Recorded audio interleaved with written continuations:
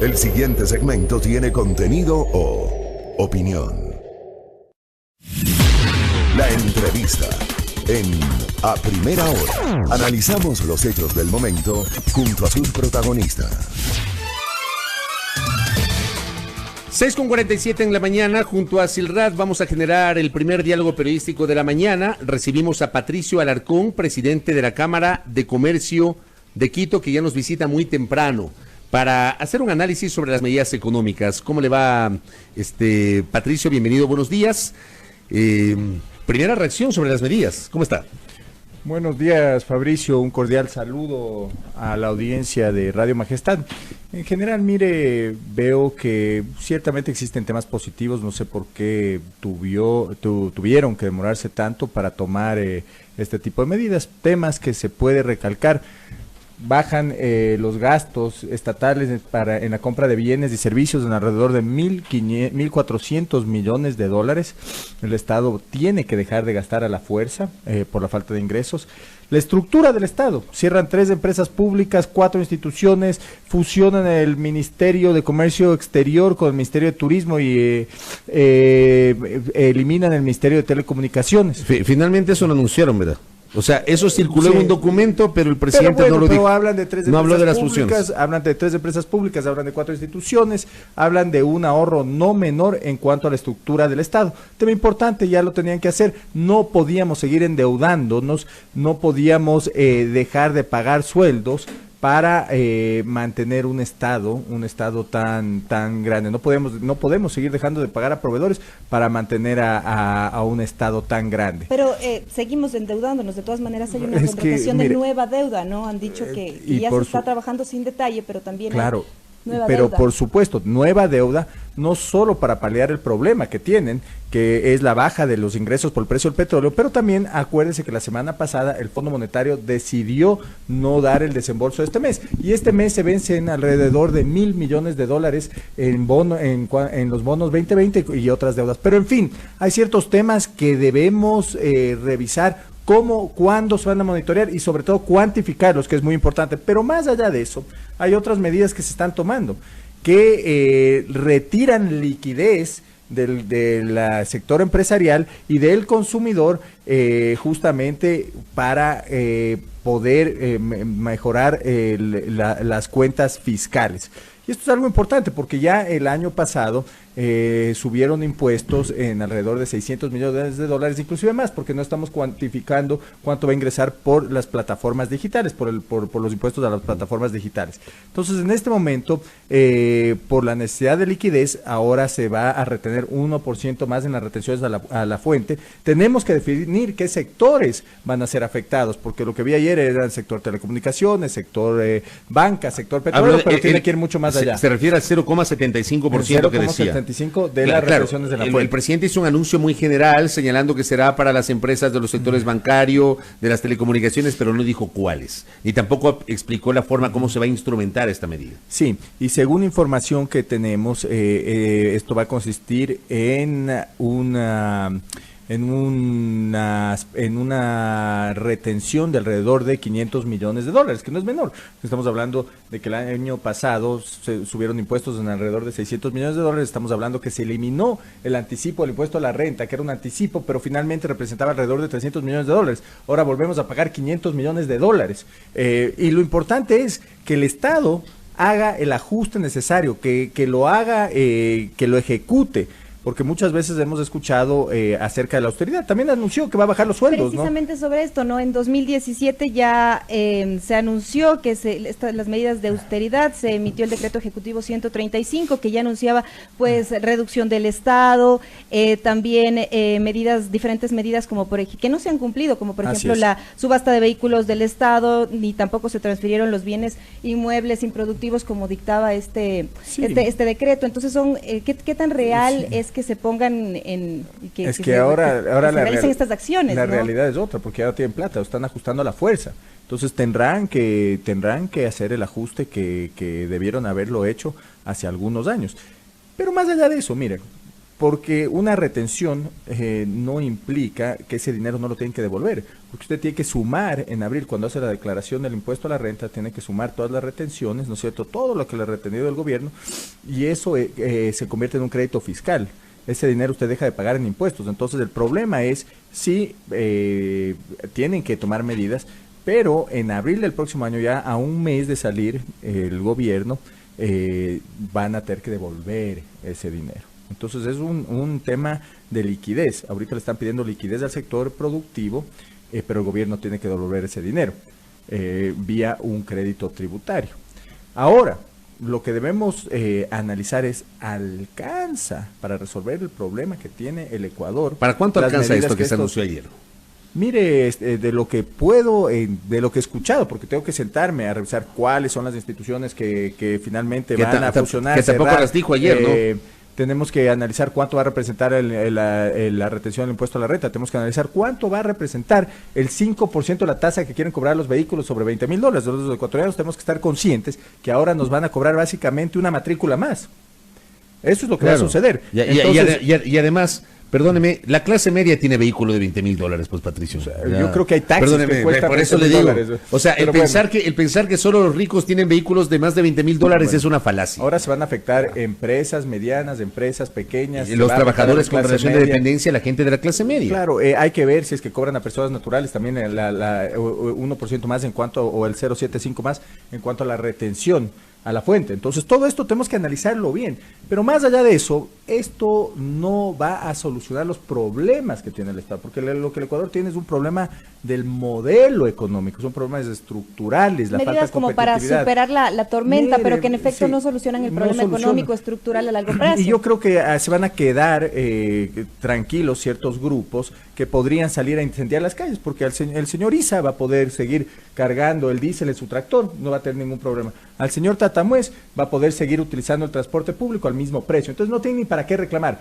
Pero y mire, y se pateando la pelotita hacia adelante, ¿no? Mire, el problema sigue pateando, porque en este país se necesitan tomar medidas estructurales. Mire lo que sucede.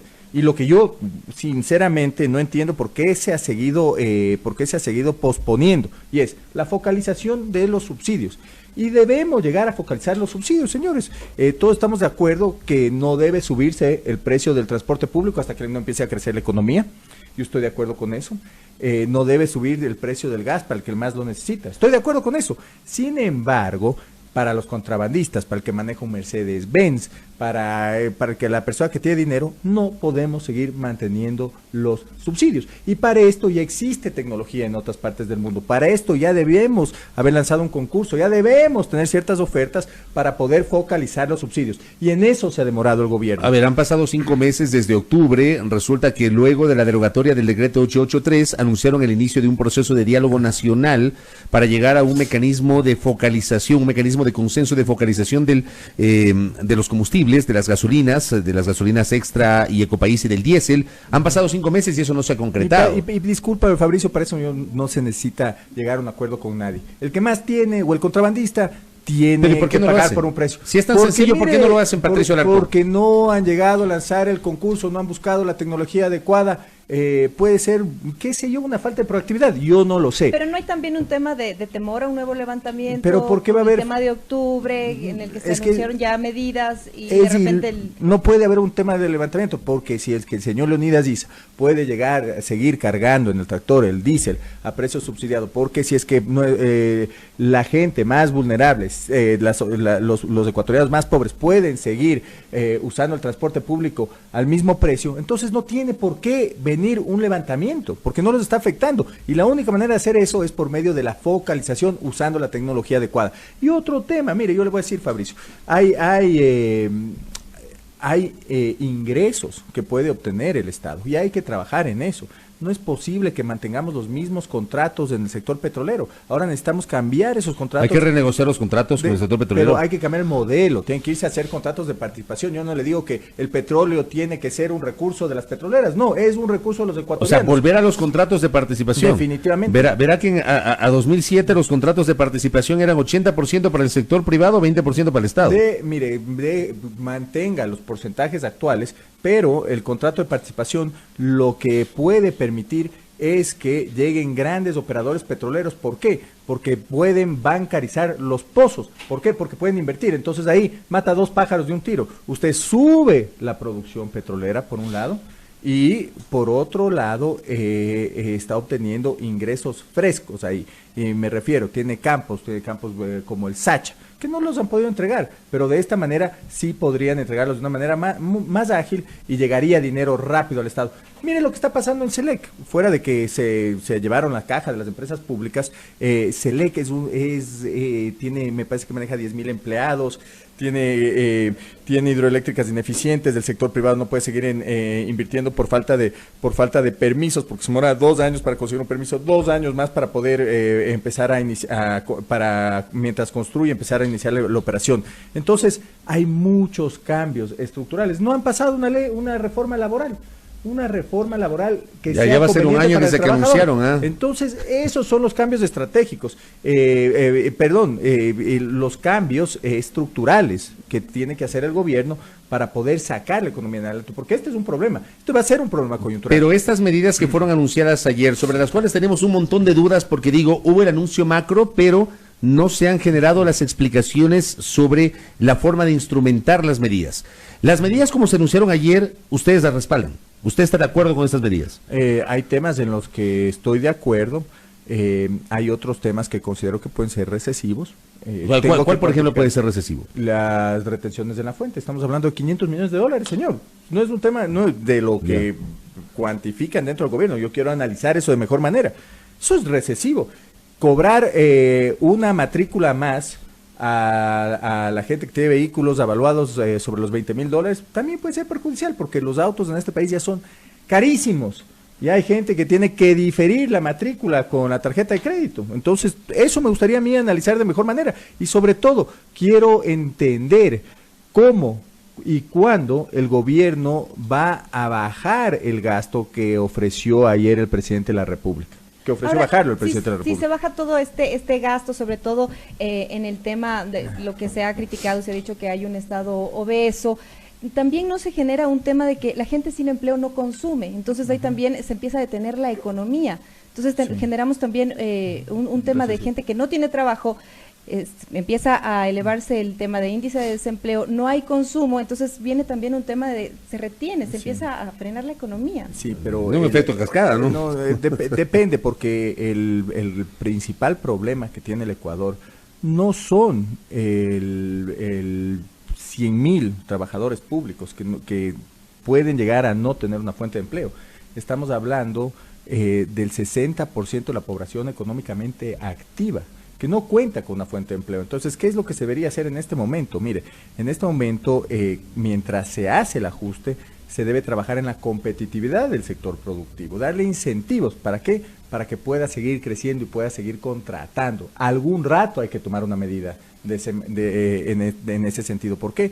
Porque usted por no enfriar la economía, tomando las medidas que tiene que tomar, haciendo el ajuste que tiene que hacer, no puede seguir endeudándose, no puede seguir con ese déficit. ¿Cuáles son los tipos de incentivo más urgentes que ustedes estarían hablando? Mire, yo lo que veo en este momento, los ingresos que puede obtener este país de una manera más ágil, viene por los sectores estratégicos, es decir, negocios que se entreguen ciertos campos petroleros a operadores grandes, que se cambien los contratos de participación, que suba la producción petrolera, aunque el precio va a bajar, y sobre todo esto es una lección para los ecuatorianos. Miren, ¿qué hubiera sucedido si en este momento tuviéramos un fondito, como lo llamaba el presidente Correa?